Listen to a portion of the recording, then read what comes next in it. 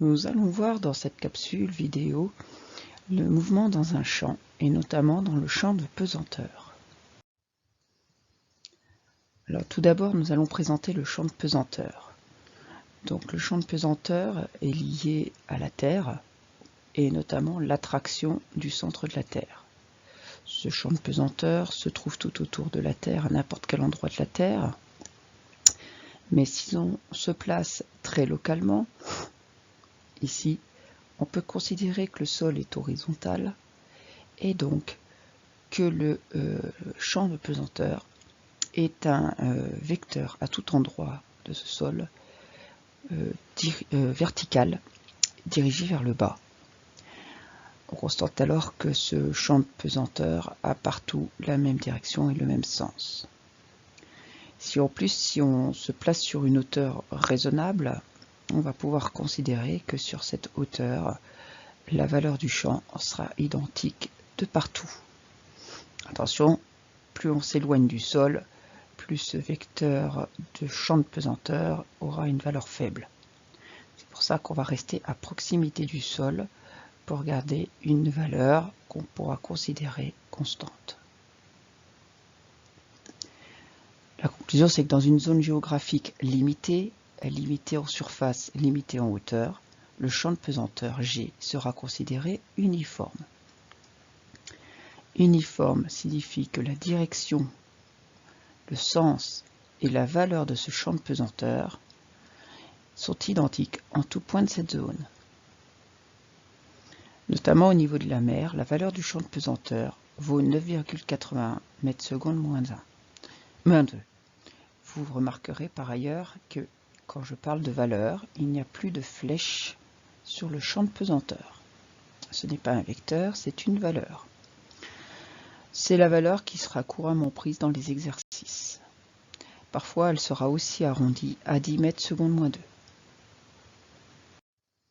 Ce champ de pesanteur est responsable d'une action mécanique qui s'appelle le poids. Alors, le poids P, le vecteur P poids, est égal à la masse de l'objet fois le champ de pesanteur. P est le vecteur poids, on notera sa valeur en newton. M est la masse de l'objet et sera en kilogrammes. Le vecteur G est le champ de pesanteur, sa valeur est en mètres/s moins 2. Prenons un exemple. Ici, j'ai le sol et j'ai une balle de tennis située dans l'air. Le vecteur champ de pesanteur est vertical dirigé vers le bas, valeur 9,81 m/s moins 2. Le vecteur poids, supporté par la balle, est donc vertical vers le bas également, démarre du centre de masse de la balle. Quelle est sa valeur de ce poids? Eh bien, par exemple, si la balle de tennis pèse 58,5 grammes, quelle est la valeur du poids? P égale M fois G, et vous voyez que j'ai retiré les flèches, donc les vecteurs. Je parle de valeur, donc je n'ai plus de vecteurs. La masse, je vais penser à la mettre en kilogrammes, soit 0,0585 kg, et fois le champ de pesanteur, la valeur du champ de pesanteur, 9,81. J'obtiens une force de 0,574 N. Alors, dans cette capsule, nous allons étudier la chute libre. Alors, qu'est-ce que c'est que la chute libre? C'est la chute d'un objet avec ou sans vitesse initiale. On verra les deux cas dans cette capsule. On négligera les frottements de l'air et par conséquence, seul le poids s'exerce sur l'objet. Deux cas étudiés en général dans les programmes. La chute verticale sans vitesse initiale. En gros, vous avez un axe vertical, vous avez votre sol, vous avez votre objet qui est lâché d'une certaine hauteur. Cet objet va tomber au sol. Ou alors, vous aurez la chute parabolique avec une vitesse initiale. Donc cette fois, on est à deux dimensions. Un axe X horizontal qui suit le sol, un axe Y votre balle qui démarre d'une certaine hauteur h, vous lui donnez une vitesse initiale avec un certain angle. Cette balle va suivre une trajectoire parabolique. Commençons par étudier la chute libre verticale sans vitesse initiale. Question classique, déterminer l'équation horaire y de t, c'est-à-dire connaître la position de la balle à chaque instant. On démarre, on a donc notre balle à une hauteur h, le champ de pesanteur vertical vers le bas, valeur 9,80 m/s moins 2. Cette balle est donc soumise à son poids P. Quelques notions de physique. Alors, la notion de physique associée, c'est la deuxième loi Newton. Masse de la balle fois son accélération égale somme des forces appliquées à la balle. Donc, j'applique la deuxième loi Newton. Ma égale somme des forces. La seule force appliquée ici est le poids. Donc Ma devient égal à P. On sait également que P égale mg. Donc Ma égale m fois g. On peut simplifier les masses.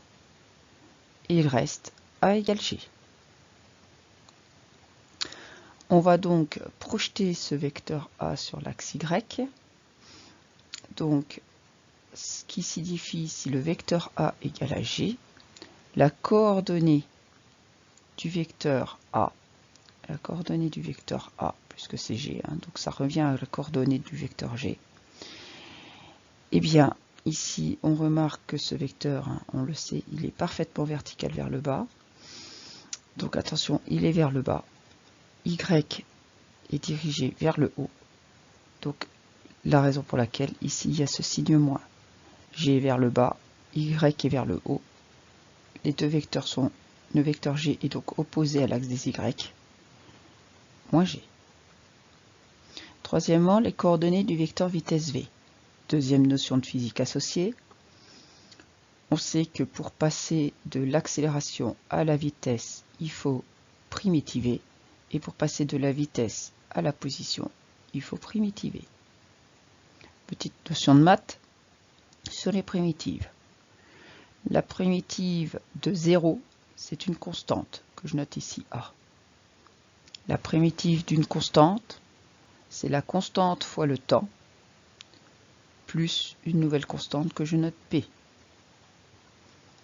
La primitive d'une constante fois le temps, c'est 1/2 de la constante fois t carré, plus une nouvelle constante notée B. Donc, pour passer de l'accélération à la vitesse, il me faut la primitive de moins g. Primitive de moins g, g est une constante, donc ça sera moins g fois t, plus une nouvelle constante. Cette nouvelle constante, c'est la vitesse initiale. Vy égale moins gt, plus une nouvelle constante, qui est la vitesse initiale. Pourquoi vitesse initiale? Tout simplement, si le temps égale à 0, eh bien, ceci vaut 0 et Vy égale Vy initial. Initial, c'est bien à t égale 0. Alors que vaut cette Vy initiale? Bien, on indique qu'on lâchait la balle sans vitesse initiale, justement. Donc cette valeur va valoir 0. Et donc il reste moins gt. Je passe à l'équation horaire y. On rappelle que pour aller de la vitesse à la position, il faut faire la primitive. Je suis dans le cas d'une constante fois le temps, la constante étant égale à moins g. Donc je suis à moins gt, je vais primitiver. Moins 1/2 de gt carré, plus constante b, nouvelle constante, cette constante étant la position initiale de la balle. Y égale moins 1/2 de gt2, plus le y initial. Initialement, donc à t égale 0, mon y, ici, vaut la hauteur h. Donc je remplace y initial par h.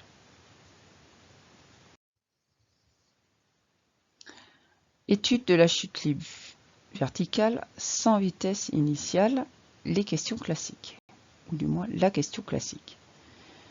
La question classique, c'est en général de déterminer la valeur de la vitesse quand la balle touche le sol.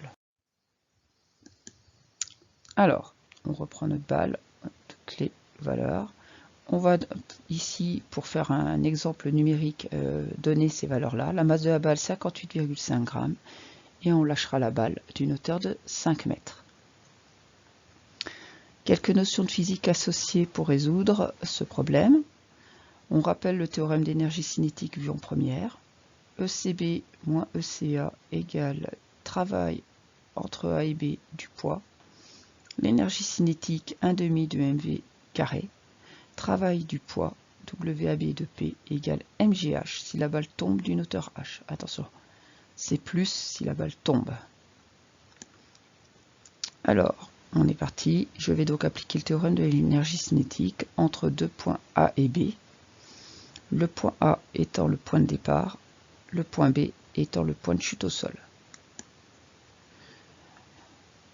Dans ce cas, ECB c'est 1/2 de mvb carré. VB c'est justement la valeur que je cherche. ECA 1/2 de mva carré. Mais je lâche ma balle sans vitesse initiale, donc VA vaut 0, donc ECA vaut 0. Travail entre A et B du poids, c'est mgh, la hauteur qui sépare le point A du point B. Mon théorème de l'énergie cinétique devient donc 1/2 de mvb carré, moins 0, donc je ne le mets pas, égale le travail du poids, mgh. Je peux simplifier les m. Il me reste vb carré égale 2gh, puisque ce 1/2 ici, je l'ai passé de l'autre côté. Et donc vb égale racine de 2gh. Avec les valeurs données, je trouve vb égale 2 fois 9,81 fois 5 égale 9,9 mètres secondes moins 1. Il est intéressant de remarquer que cette vitesse ne dépend pas de la masse de l'objet. Donc que vous preniez une boule en plomb ou une boule, une balle de tennis, la vitesse sera la même. Alors, ça semble étrange, mais parce qu'on a supprimé les frottements. Voilà, je vous rappelle qu'on a supprimé les frottements, ce qui change la donne. Alors cette vitesse de 9,9 mètres par seconde, ça correspond à peu près à 36 km/h. Maintenant, nous allons étudier le deuxième type de chute, la chute libre parabolique avec une vitesse initiale. Le but, dans un premier temps, est d'exprimer les équations horaires de x de t et y de t, c'est-à-dire connaître à chaque instant la position de la balle. Donc, on reprend ce schéma, on repère donc le champ de pesanteur ici, la vitesse initiale là, qui va faire un angle alpha avec le sol. Le vecteur poids et la balle est lancée d'une hauteur h par rapport au sol. On rappelle la notion de physique associée. Tout d'abord, la deuxième loi de Newton, ma égale somme des forces. Deuxième loi de Newton, ma égale somme des forces. La seule force appliquée étant le poids, ma égale p. P égale mg, donc ma égale mg. Je simplifie les masses et A égale G. On obtient la même chose qu'on avait dans la chute libre verticale. Je vais donner les coordonnées de ce vecteur A. Cette fois, c'est un peu plus compliqué puisqu'on est dans 2 dimensions. Toutefois, ce vecteur champ de pesanteur est toujours vertical vers le bas. Donc, tout simplement, la coordonnée de l'accélération suivant x sera égale à 0 et la coordonnée de y sera égale à moins g, les coordonnées de a étant égales aux coordonnées de g. Donc voilà. Troisièmement, les coordonnées du vecteur vitesse v. Toujours notion de physique associée, pour passer de l'accélération à la vitesse, il va falloir primitiver. Puis quand on passera de la vitesse à la position, on fera une deuxième primitive. Rappel de maths. La primitive de 0, c'est une constante a. La primitive d'une constante, c'est la constante fois le temps plus b. Et la primitive d'une constante fois le temps, c'est 1/2 de a fois t carré plus une constante. Alors, on s'occupe de AX, on est sur 0. Si on primitive, on a une constante. La constante de vitesse x initiale. Donc en fait, le vecteur initial V0 ici, moi je veux que sa coordonnée suivant x. Donc je veux la projection de ce vecteur sur l'axe des x. La projection de ce vecteur, c'est V0 fois le cosinus alpha. Effectivement, si je me mets dans le rectangle, ici, ici, ici, ceci représente l'hypoténuse V0 et la coordonnée suivant x est le côté adjacent. Donc, Vx initial vaut V0 cos alpha. Je m'occupe maintenant d'obtenir Vy. Ici, j'ai une constante, moins g. Je suis dans ce cas-là, constante. Donc, je vais obtenir moins g fois t plus le Vy initial. Ce Vy initial, c'est ici la projection de V0 sur l'axe vertical. On est sur le côté opposé avec l'hypoténuse V0. Donc Vy initial, c'est V0 sinus alpha. Je passe aux équations horaires. Premièrement, je vais primitiver Vx. Je rappelle que vitesse à position primitive. V0 fois cos alpha est une constante. Je suis dans ce cas-là. Donc je vais avoir constante fois temps plus une nouvelle constante. Donc x égale V0 fois cos alpha fois t plus le x initial. X initial, ma balle démarre ici. X égale 0. Donc cette équation devient simplement V0 fois cos alpha fois t. Pour Vy, je le primitive à son tour. J'ai ici moins g fois t. Donc je suis dans le cas d'une constante fois le temps. Moins 1/2 de g fois t carré plus une constante. Par ailleurs, V0 fois sinus alpha est une constante. Je suis dans le cas donc de constante fois temps plus b. Les deux constantes là vont être remises en une seule. Ça sera le y initial. Donc, moins 1/2 de gt2 qui est la primitive de moins gt. V0 fois sinus alpha fois t qui est la primitive de V0 fois sinus alpha. Et puis le y initial. Y initial, je démarre de là. Donc le y initial, c'est la hauteur h. Voilà. Voyons maintenant les questions classiques. En général, on vous demandera l'équation de la trajectoire. Alors, en point clé, il faut savoir que la trajectoire, c'est l'équation de y en fonction de x. À la diapo précédente, on avait y en fonction du temps. Là, je veux y en fonction de x. Il faut donc que je remplace le temps par x. Et bien pour ça, c'est assez simple, puisque j'avais une équation qui reliait x et le temps. Cette équation, c'est l'équation horaire trouvée précédemment. Je vais donc exprimer t en fonction de x. X égale V0 sur cos alpha.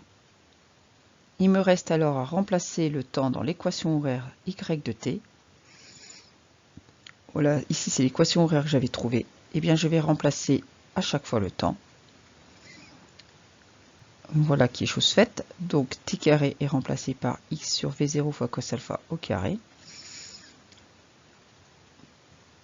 Et là, je vais pouvoir simplifier les V0 ici. On va regarder ici aussi qu'on a sinus sur cosinus, ce qui est la définition de la tangente.